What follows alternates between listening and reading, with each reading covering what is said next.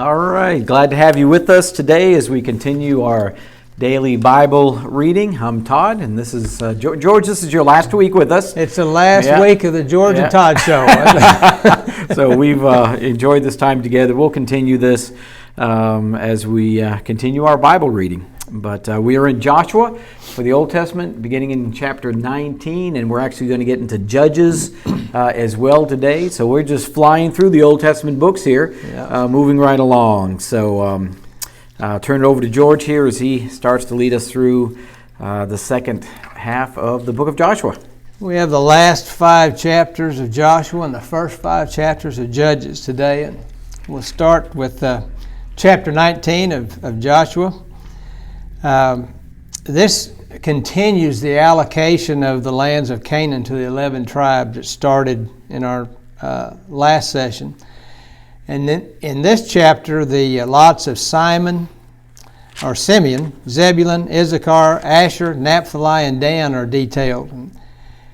And having finished the allotments to all the tribes, Joshua was given the city that he had requested, which was Timnath-Serah.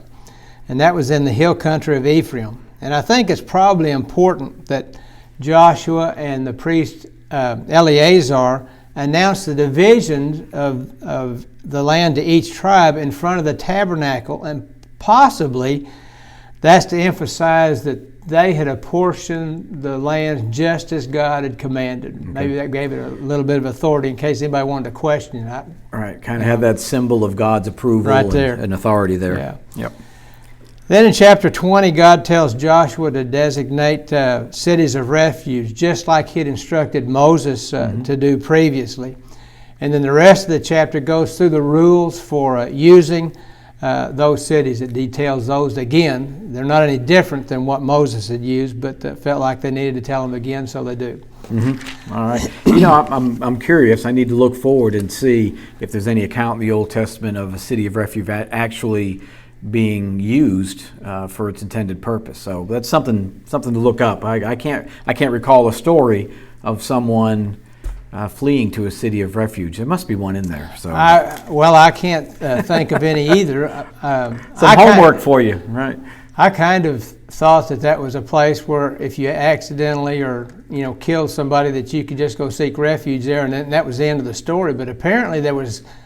Even though you sought refuge there was still a hearing before the elders of the city. Right. And then they would make a decision as to, your punishment. Right. So it wasn't just a get out of jail free card. I mean, you were still going to have to answer for whatever action took place that resulted in the death of someone. But the family of whomever you had killed, their right to revenge, they still couldn't exercise that if you got to one of these cities. Right, the avenger of blood. The avenger of blood. I like that phrase.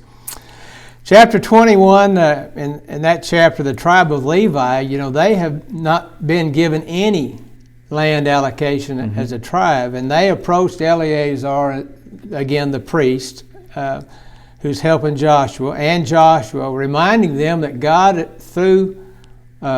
had commanded through Moses that they be given towns and pasture lands to live in. And so the tribe of Levi is then given 48 cities and with pasture lands throughout the lands of the other tribes.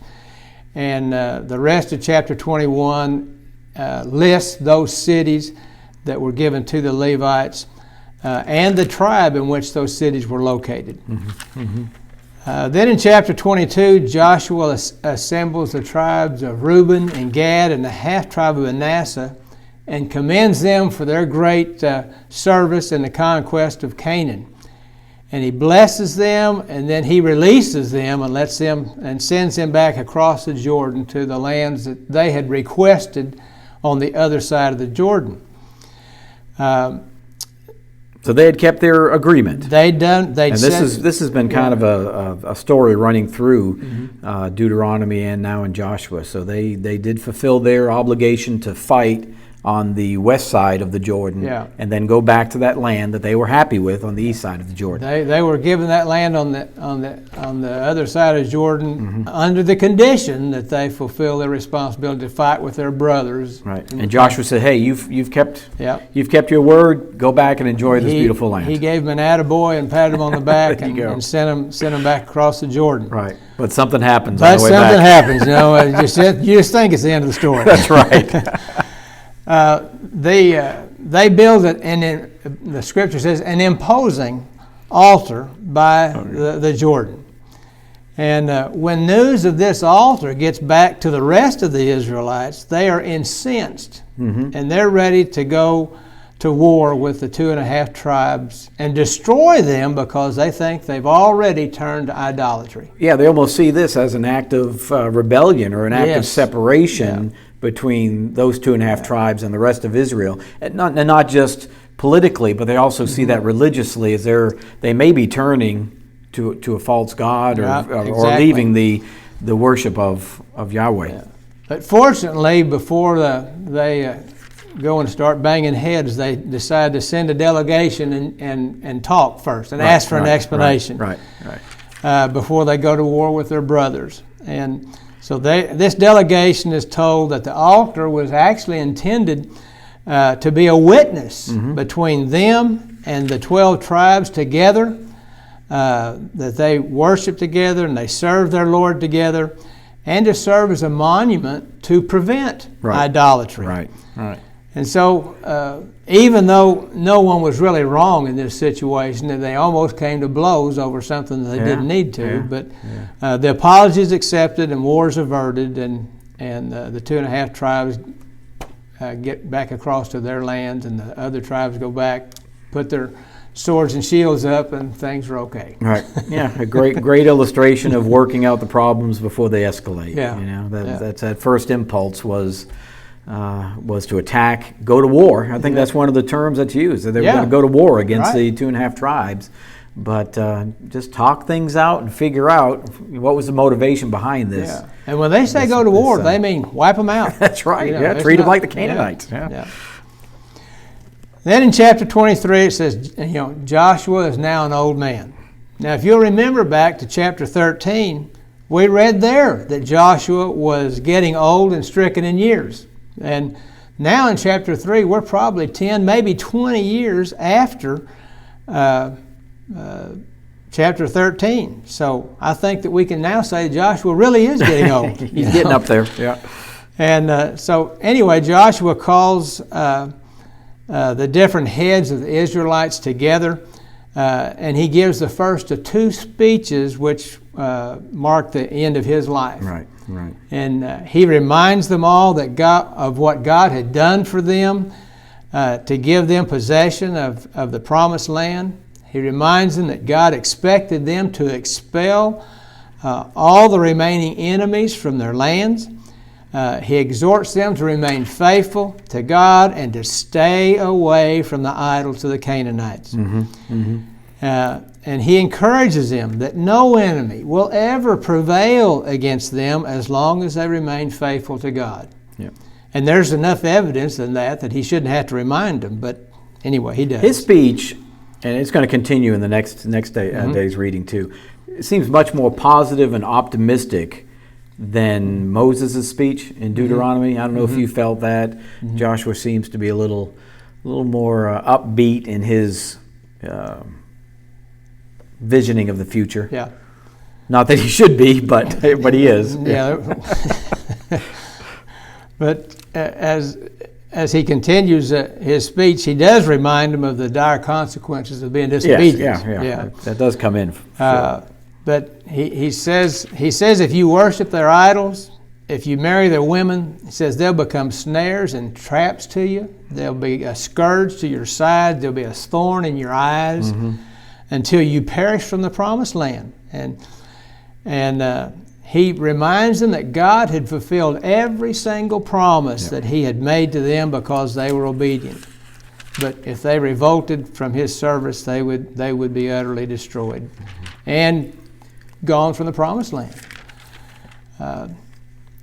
In chapter 24, Joshua calls the leaders again together, and for a second time, and this time it's at Shechem.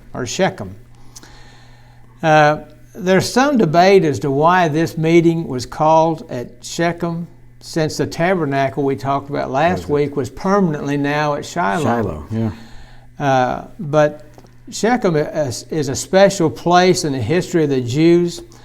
God's first promise to Abraham was made at Shechem, and that's where Abraham built an altar to God. That's where Jacob, he settled there in Genesis 33 after he returned from Mesopotamia and cleansed his house of all the idols and buried them under this oak tree at Shechem. And remember that oak tree, we're going to see it again here sooner. So this was a sacred place. So it's kind of going back to where it all started. Right. Yeah. Exactly. Yeah. And so it's a special place for Abraham and Jacob, and so it makes sense that Joshua would use it for a special purpose. And at this second meeting, Joshua replays their nation history, again beginning with God calling Abraham out of this idol-infested lands beyond the Euphrates, and making a great nation of his descendants. And he names them Isaac, Jacob, Esau, Moses, and Aaron. And he says he delivered them out of Egyptian bondage, delivered them from the hurdles facing them before they got to Canaan, and then enabled them to conquer and possess the promised land. And he says, with that fresh on their memories, Joshua exhorts them again to, guess what? Abolish slavery or idolatry. And in verse 15, he tells them that they need to choose which God they will serve, but make no mistake, as for him and his house, they're going to serve the Lord. All right, one of the very often quoted passages. That's right. Choose you this day whom you will serve. As for me and my house, we will serve the Lord. Yeah. And the people respond that they will never, underline never, forsake their God, and they will never serve other gods. Repeatedly. I mean, it seems like there's this challenge that's given to the people. Yes, we're all on board. We're all on board. We heard you. We're going to do that. Yeah.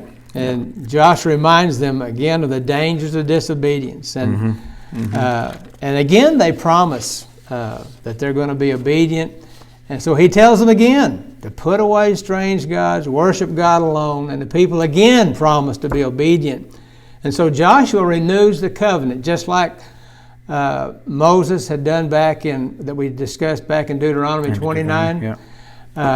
And he writes it in the book of the law. And I don't know if it's an addition to what Moses had done. I assume that it was.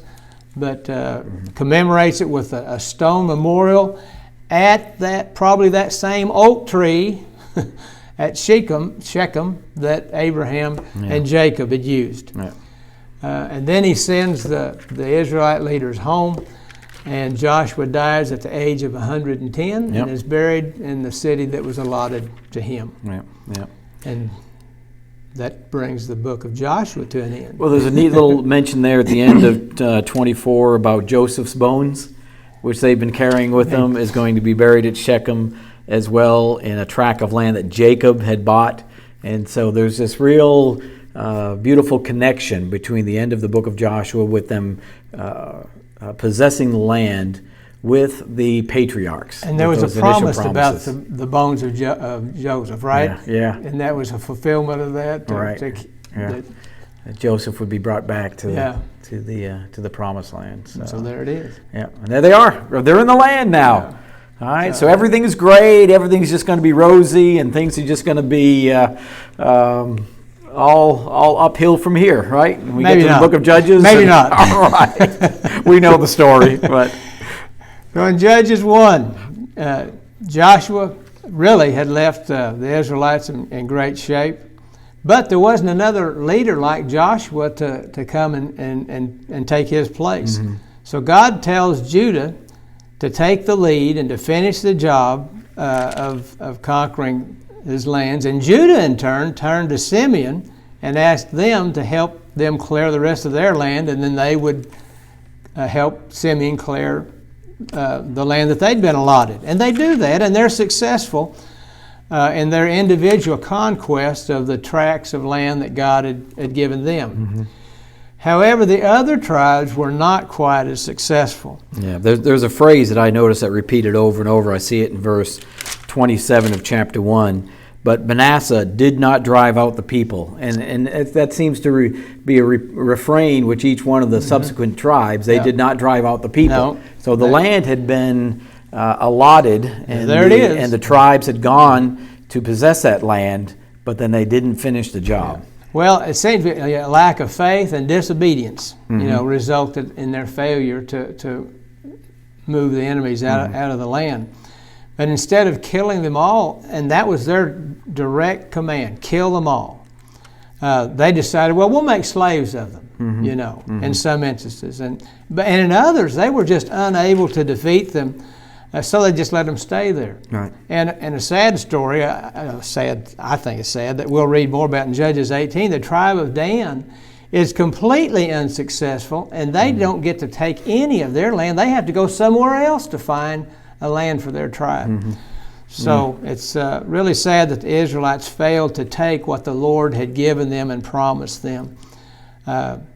They not only didn't follow His directions, but they also started worshiping idols of the Canaanites that they allowed to stay in the land. There's going to be intermarrying between the Israelites somewhere down here. I forget exactly where that was, but yeah, there's going to be, and there's hints right at the beginning of the book of Judges that idolatrous presence has not been totally removed, and just foreboding bad things to come. I mean, you don't have to know the story to be thinking, oh no, this is not going to work out the way that God had intended it to work out. Well, and you wonder why when they've been part of the successful conquest so far, and they know that whenever they do what God tells them, that they win.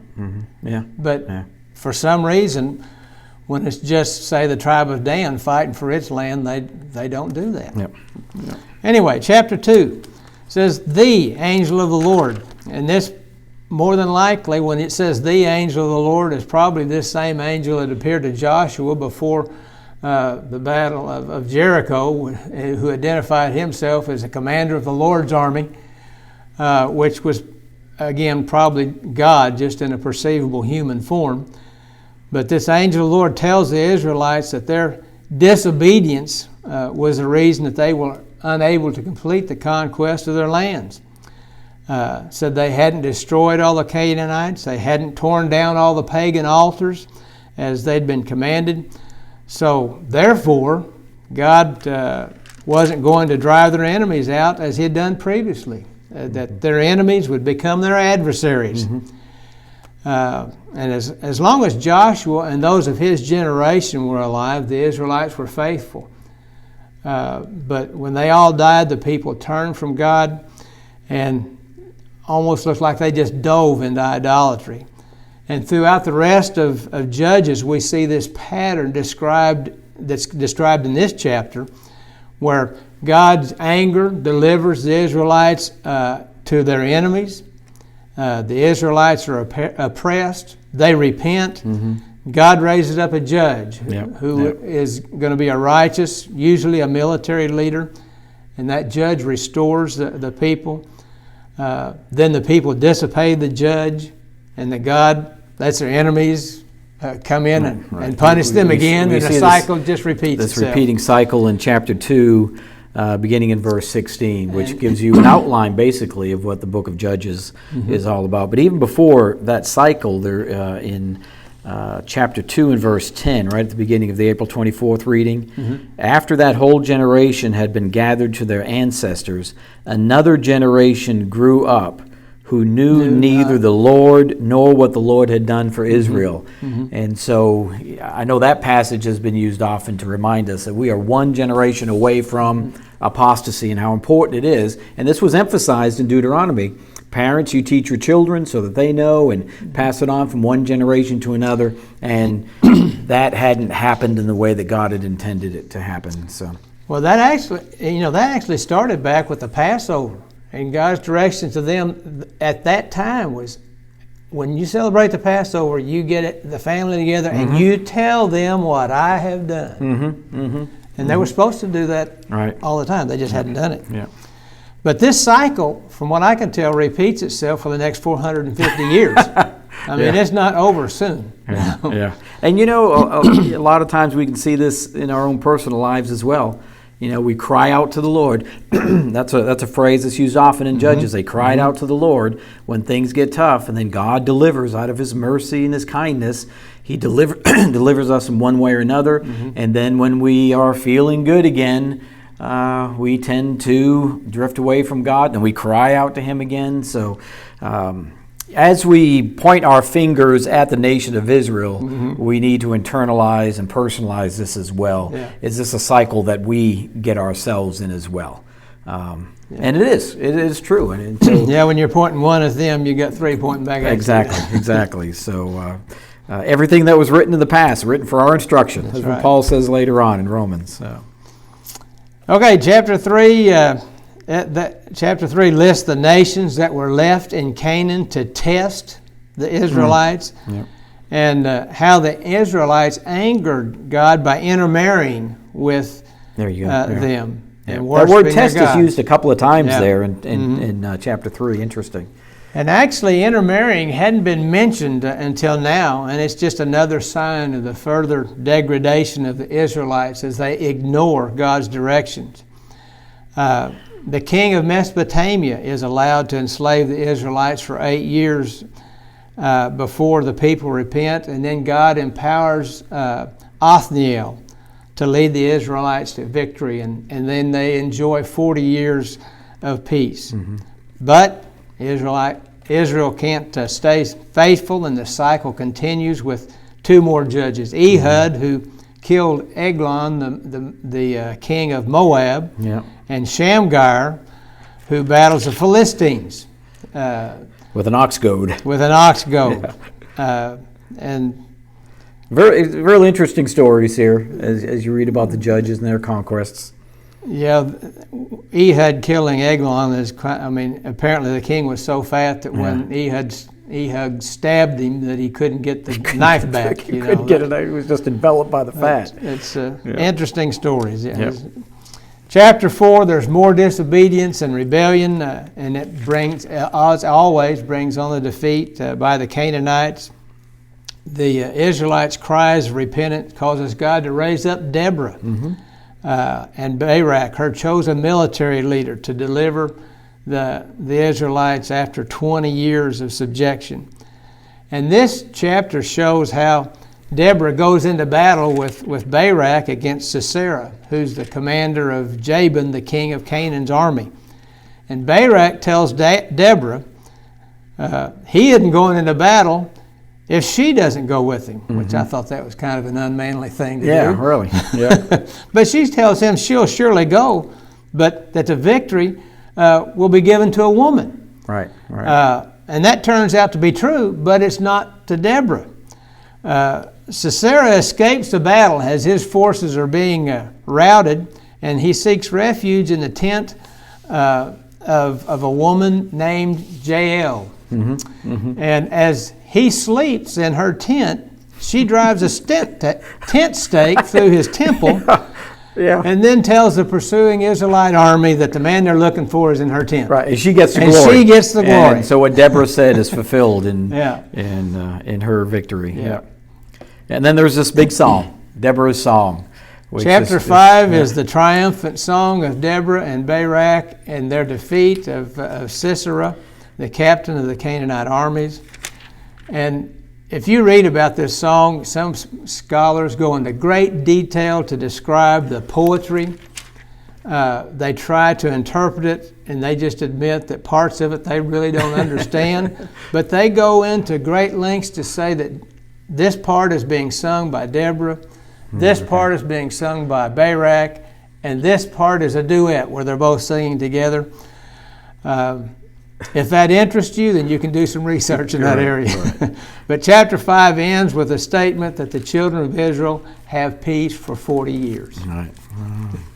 So the end of another cycle. The end of another cycle. All right, we'll continue with some more interesting stories from the Judges next week. But let's turn our attention to our New Testament reading, which begins in Luke chapter 19 and in verse 28. Luke 19:28.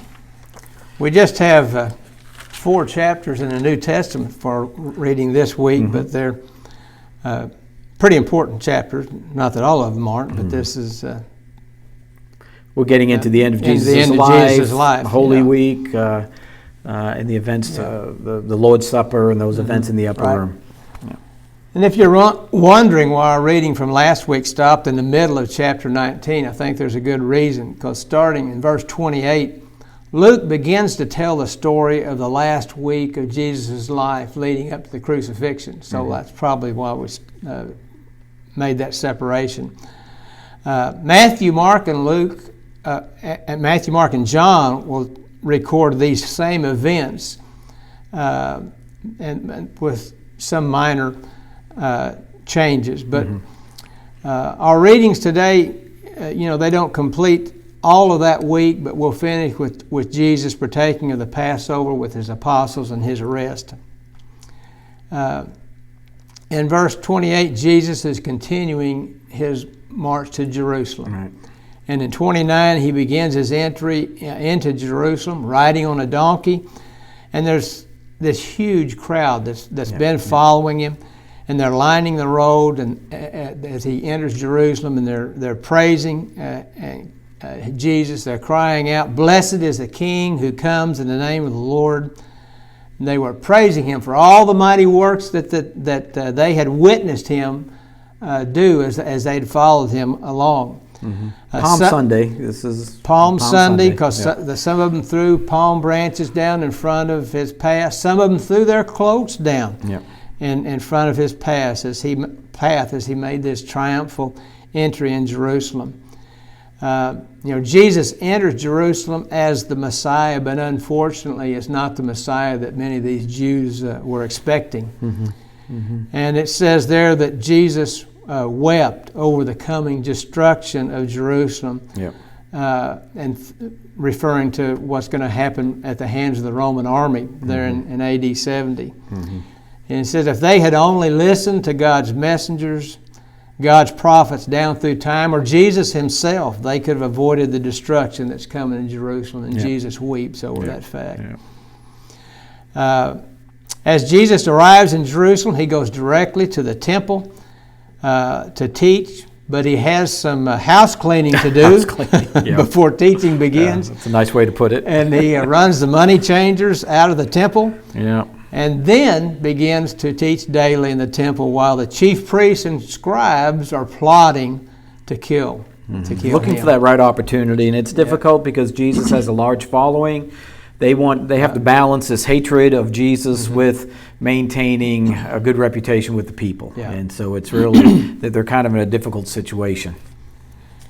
In chapter 20, the Jewish leaders question Jesus' authority to cleanse the temple, which Jesus responds with a question completely unrelated about the baptism of John, and asks them a question about John's baptism. And they couldn't or wouldn't answer him, because if they answer that John's authority is from God, then they would be contradicting themselves, since John also testified about the coming of Jesus. Right.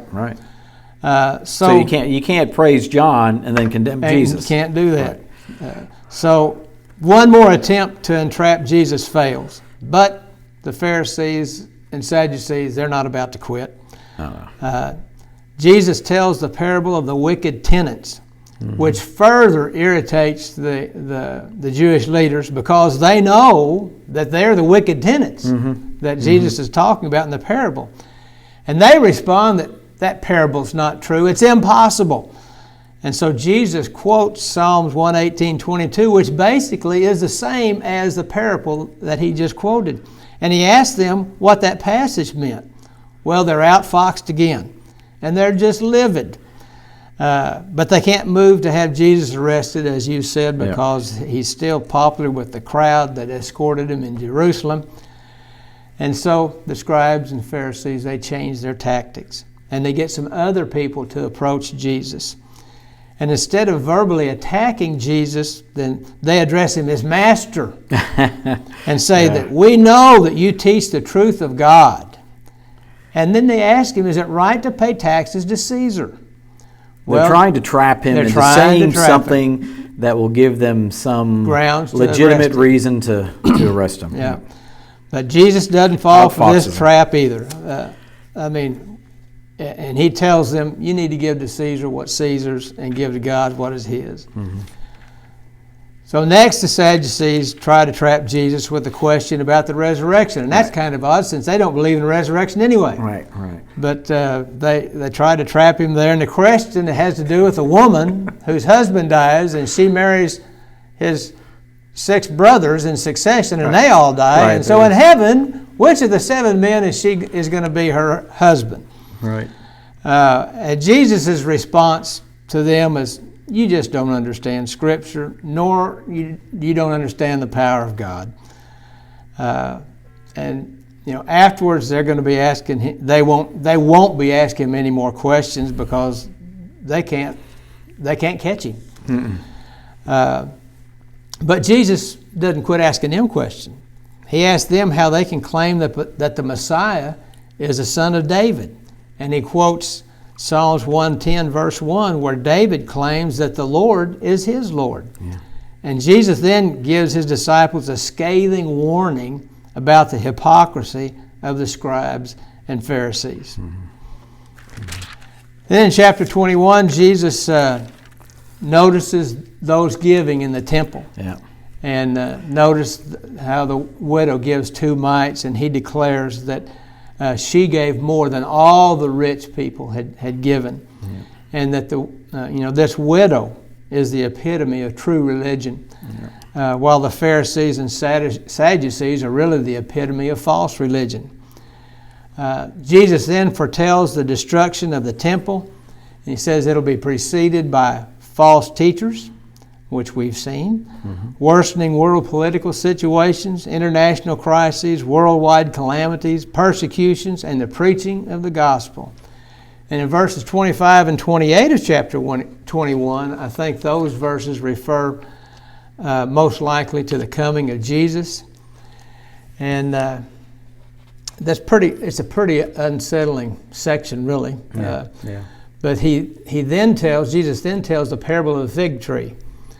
And he reassures them that just as the leafing of the fig tree announces the coming of summer, the signs in the previous verses about the guarantee of the Son of Man's return, that the Son of Man is going to return. He said that day will come unexpectedly, so they're exhorted to be vigilant. And he then, through the rest of the chapter, says he continues to teach daily in the temple.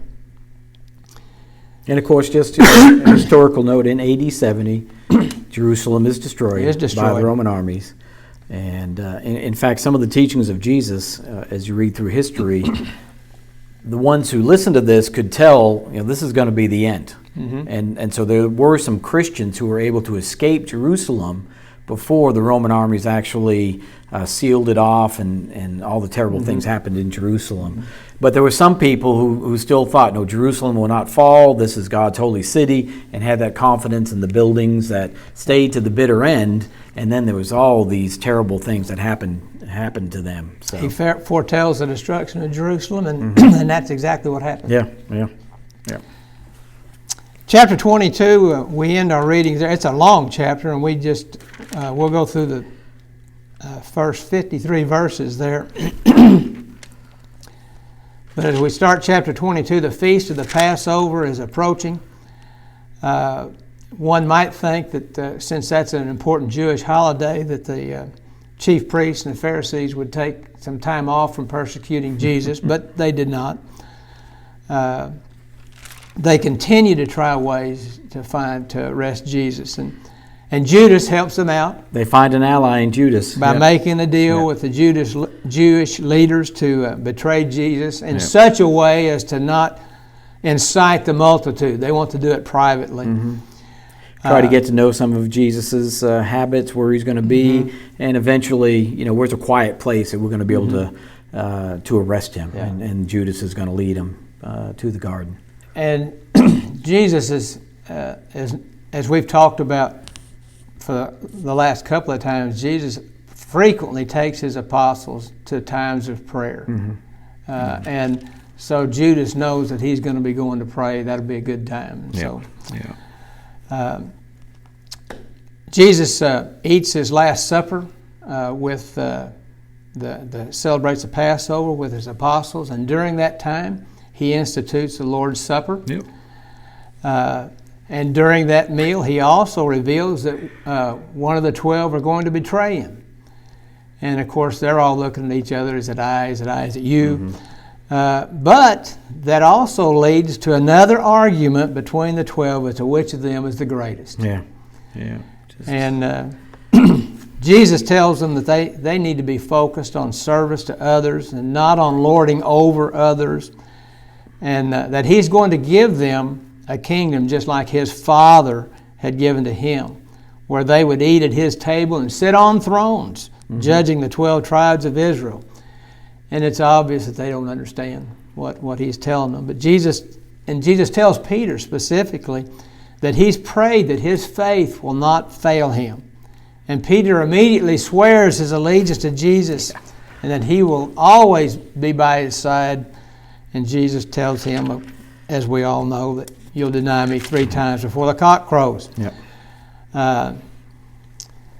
Jesus reminds the apostles of when he had previously sent them out, 2 or 3 readings ago, when he had sent them out to teach and preach. And at that time, he'd said, don't take money, don't take a cloak, don't take anything, just go.